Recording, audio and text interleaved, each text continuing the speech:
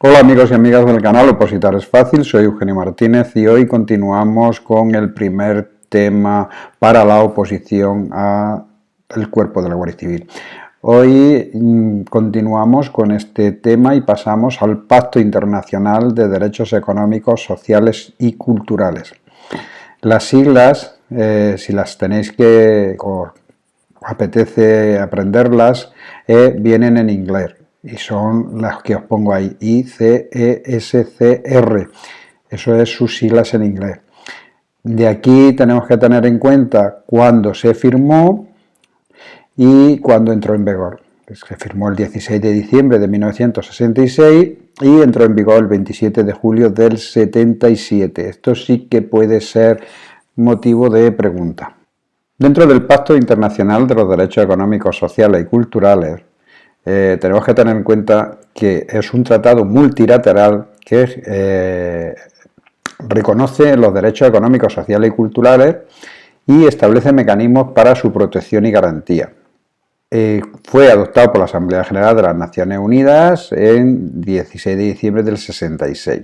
A fecha de noviembre del 2017, el pacto tiene 166 partes.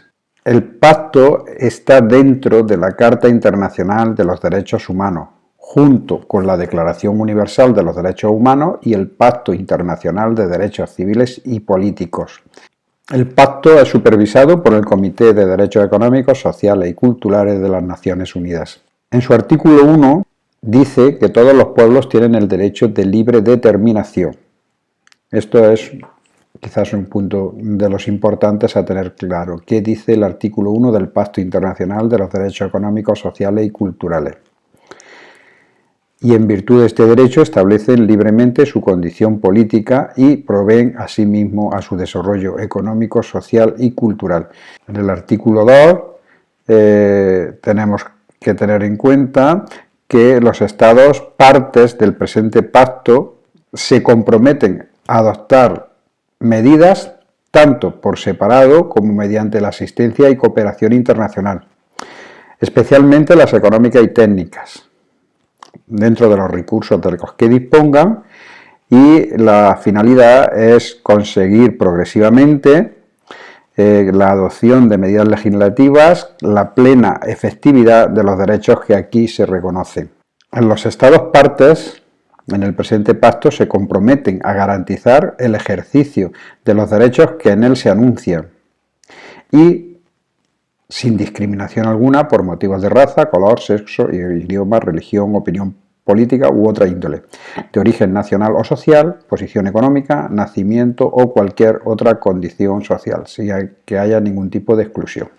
Su artículo 3 dice que los Estados partes del presente pacto se comprometen a asegurar a los hombres y a las mujeres igual título, a gozar de todos los derechos económicos, sociales y culturales anunciados en el presente pacto. Aquí garantiza la no discriminación entre hombres y mujeres.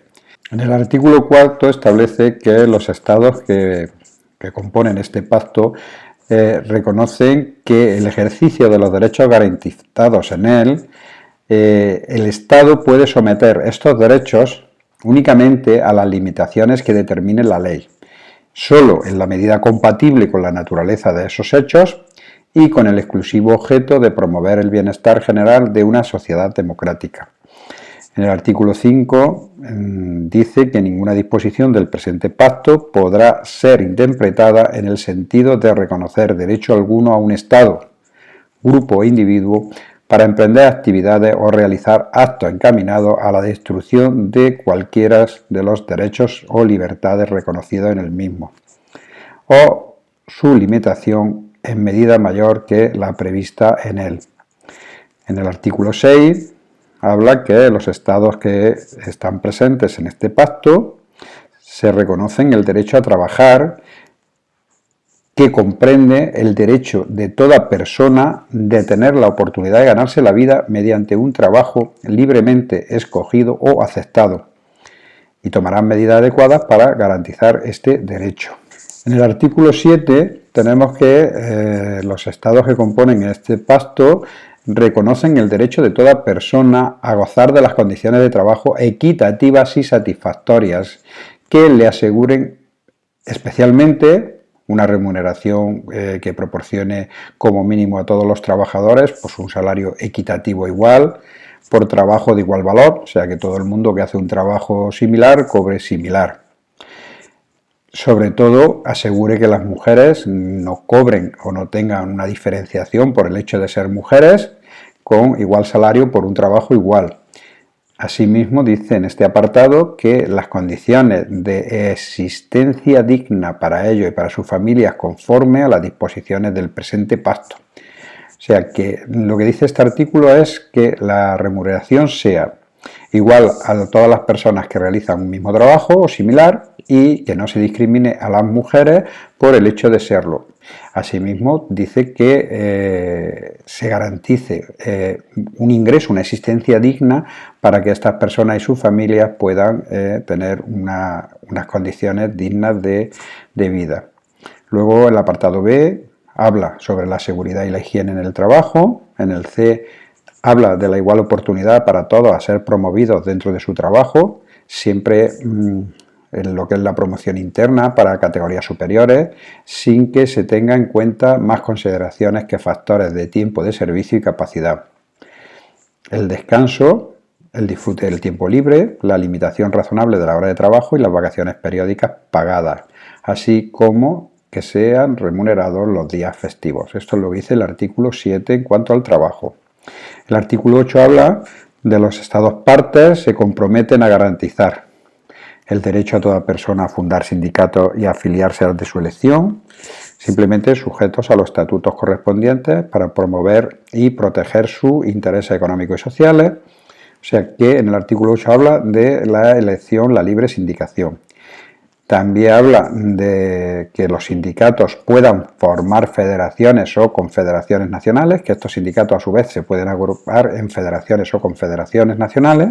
Contempla también el derecho de los sindicatos a funcionar sin obstáculos y sin otras limitaciones que las que prescribe la ley.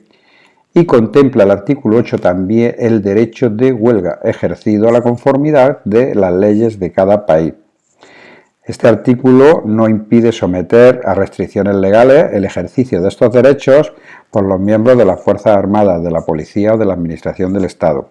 Quiere decir que contempla que dentro de la legislación de los diferentes países este derecho a huelga sea limitado a algunos grupos, como Fuerzas Armadas, policías o gente que trabaje para la Administración estatal. El artículo 9 dice que los estados que componen este pacto reconocen el derecho de toda persona a la seguridad social, incluso al seguro social. En el artículo 10 habla de que se debe conceder a la familia, que es el elemento natural y fundamental de la sociedad, la más amplia protección y asistencia posible, especialmente para su constitución y mientras sea responsable del cuidado y la educación de los hijos a su cargo. El matrimonio debe contraerse con el libre consentimiento de los futuros cónyuges. En el artículo 11 habla que los estados partes del presente pacto reconocen el derecho de toda persona a un nivel de vida adecuado para sí y su familia, incluso alimentación, vestido y vivienda adecuado, y a una mejora continua de sus condiciones de existencia. En el 12 habla de que se reconoce el derecho de toda persona a disfrutar del más alto nivel posible de salud física y mental. Y en el artículo 13 contempla que se reconocen los derechos de todas las personas a la educación.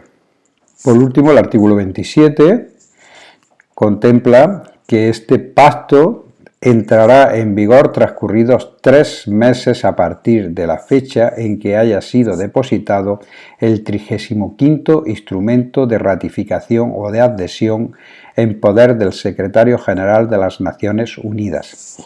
Como veis, os lo he subrayado en negro porque esta pregunta, si quieren buscar algo un poco complicado, puede salir. ¿Cuándo entra en vigor el pacto? Y aquí ya viene lo de los 3 meses, etc. O lo del 35º instrumento de ratificación. Son cuestiones que hay que memorizar porque poner 35º o poner 36º o poner 3 meses o 6 meses, o sea, son preguntas muy recurrentes para el tipo test. Para cada Estado que se ratifique el presente pacto o se adhiera a él después de haber sido depositado el 35º instrumento de ratificación o de adhesión, el pacto entrará en vigor transcurridos 3 meses a partir de la fecha en que este Estado haya depositado su instrumento de ratificación o de adhesión. El artículo 31 habla que este pacto, y hay que tener en cuenta en qué idiomas está redactado, está en chino, español, francés, inglés y ruso, son igualmente auténticos, y dónde está depositado, en los archivos de las Naciones Unidas. Y por último dice que este pacto entra en vigor en España el 27 de julio de 1977. Pues esto de la fecha del 27 de julio de 1977 también puede ser motivo de pregunta. Y ha sido depositado el instrumento de ratificación de España el 27 de abril de 1977. Como veis, cuando España deposita el instrumento de ratificación el 27 de abril, pasan los 3 meses que dice el artículo 27 y entra en vigor el 27 de julio de 1977. Bueno, con esto finalizamos la 5ª clase del primer tema para ingreso en el cuerpo de la Guardia Civil. Os animo a seguir estudiando, pues sé que es complicado, pero este tema suelen salir bastantes preguntas precisamente por eso, porque es un tema de actualidad, el tema de los derechos humanos, y además es bastante complejo. Entonces el examinador tiene muchos sitios, mucho material donde poner las preguntas, así que dedicarle un poquito de tiempo y ir quedándolos con los conceptos que más o menos os voy marcando para que en su momento podáis desarrollar el test con toda garantía. Asimismo, os recuerdo que os puedo mandar estos apuntes, estos PDFs del canal totalmente gratis, solo con que os suscribáis, activéis las notificaciones y me mandéis un correo a spr.eugenio@gmail.com. De esta manera os iré manteniendo al día de las nuevas clases que vayan saliendo y os iré remitiendo el temario a medida que lo suba al canal. Os animo a seguir a tope porque sé que es difícil, pero si es vuestra ilusión, aquí está vuestro futuro. Y os recuerdo, opositar es fácil si sabes cómo. Saludos.